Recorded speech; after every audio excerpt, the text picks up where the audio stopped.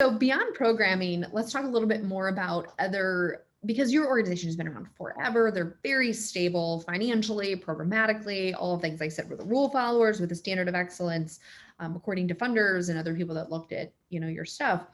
How did you, or what, talk a little bit more about how you get that level of stability, because your organization hasn't always been that way, right? When you kind of stepped into a leadership role, there was some volatility a little bit financially.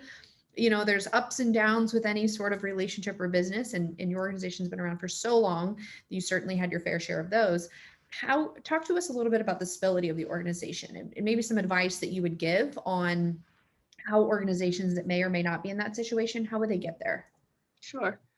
Well, yeah, there's been a time since I've worked here. I like to say I wasn't a leader at that point in time, but we were within 6 months of going out of business in terms of how much we were losing as opposed to our operating reserve.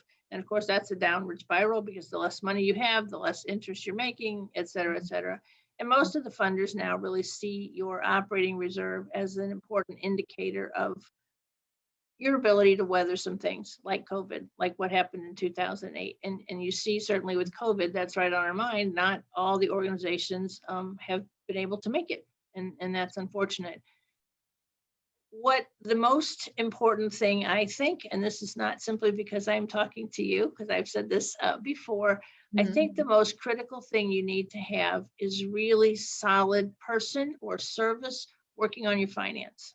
So when we were within 6 months of going out of business and moving into that, when I did take over, the most important person for me was our CFO, because that individual could look at where our funds were, know where our weaknesses were, really at some points look at cash flow on a daily basis, which was important for our internal survival.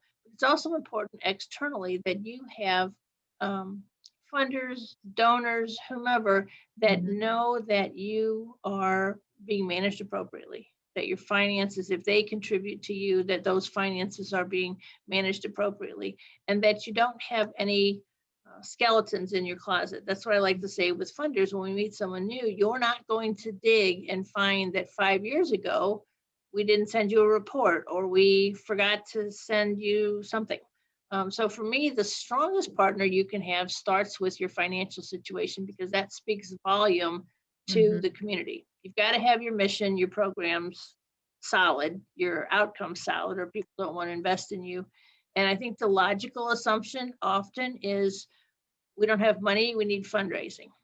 And fundraising and marketing is critically important. So to all of the fundraisers and marketers that are watching this, it is not to say that that's not critical, but if you don't have the financial controls in place, you're not going to be able to fundraise, and you're not going to be able to follow those funds when you have them. So I think your best partner starts with someone who can make sure that your finances are sound, and that solid programs, solid funding, finances gives you a platform to do all of the other things you need to do to keep a business running that you just alluded to.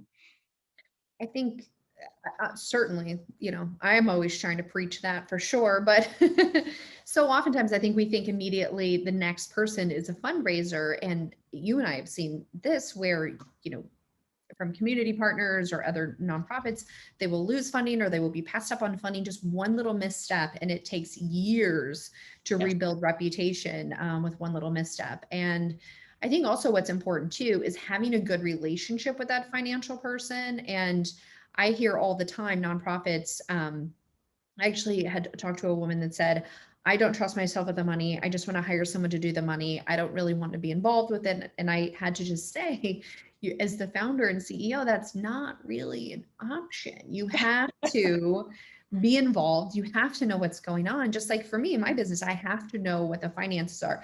I recognize that's a bad example because I'm an accountant and I'm running a business. So it's easy for me to say that. But if you're not great at the numbers, you can certainly work with someone that will help you at least get better and more comfortable with it. Absolutely. I see that oftentimes. I've talked with people that were afraid of their accountants, so they just didn't ask any questions. And, I'll just take the reports, even though they don't entirely make sense to me, but work with someone you like, right?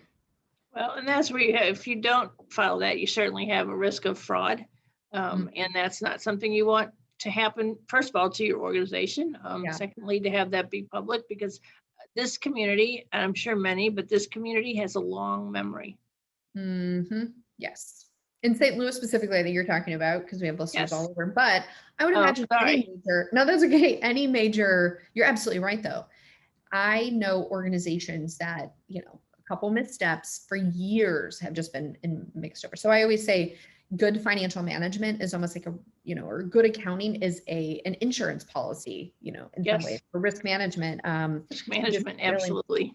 yeah, you can't mess up. So So I'm sure there are other communities that have the same thing. I was referring to St. Louis, but many of us that have been in the field for a while can remember, 10 years ago, so-and-so had a problem with something, and it just stays out there as their mark. And that's not what you need.